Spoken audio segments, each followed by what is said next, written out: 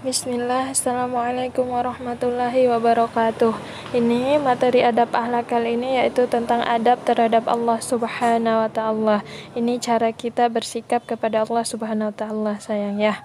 Ini yang pertama yaitu mensyukuri nikmat Allah Subhanahu wa Ta'ala. Ini perintahnya dalam Quran Surah Ibrahim ayat 7, sayang ya. Jadi dikatakan bahwa ketika kita mensyukuri nikmat Allah Subhanahu wa Ta'ala, maka Allah akan menambah nikmatnya.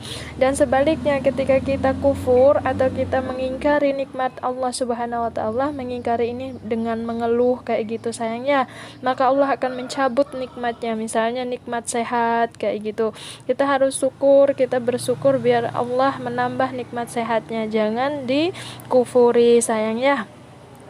Terus yang kedua yaitu berprasangka baik kepada Allah Subhanahu wa Ta'ala.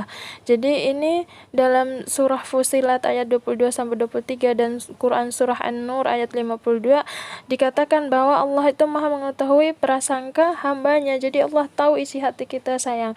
Jadi misalnya gini ya, ketika kita itu diberikan sakit oleh Allah qadarullah, maka ucapkan dalam hati kita bahwa sakit ini akan menggugurkan dosa kita.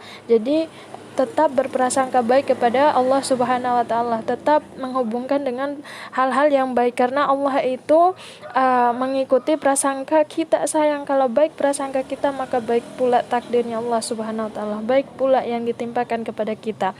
Dan Allah akan membalas perbuatan manusia itu sesuai dengan perbuatannya. Misalnya ketika kita berbuat baik, maka Allah akan memberikan kebaikan, dan sebaliknya ketika kita berbuat jahat, maka Allah akan membalas dengan kejahatan pula. Maka jangan pernah takut ketika orang berbuat jahat kepada kita, yakinlah Allah akan membalasnya. Ya, kita tidak perlu membalas perbuatan manusia gitu, sayang ya. Terus yang ketiga, kita itu harus malu melakukan maksiat kepada Allah Subhanahu wa Ta'ala.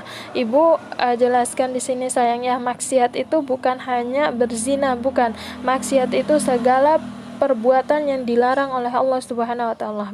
Misalnya Allah melarang kita mendengarkan musik, jadi kita itu jangan mendengarkan musik. Allah melarang kita berhubungan dengan yang bukan mahramnya, dengan yang diharamkan, laki-laki, kayak teman laki-laki kayak gitu. Kalau nggak penting ya nggak usah, sayang, membuka aurat. Pokoknya hal-hal yang dilarang oleh Allah. Karena dalam Quran surah An-Nahl ayat 19 dan Quran surah Yunus ayat 51 dikatakan bahwa Allah itu Maha mengetahui semua kejadian.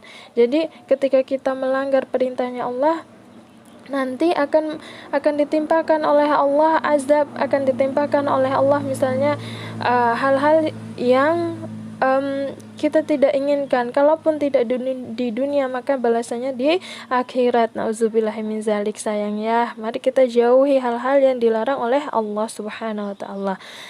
Demikian materi untuk hari ini, sayang. Semoga Allah mudahkan kita untuk bersikap baik kepada Allah Subhanahu wa Ta'ala.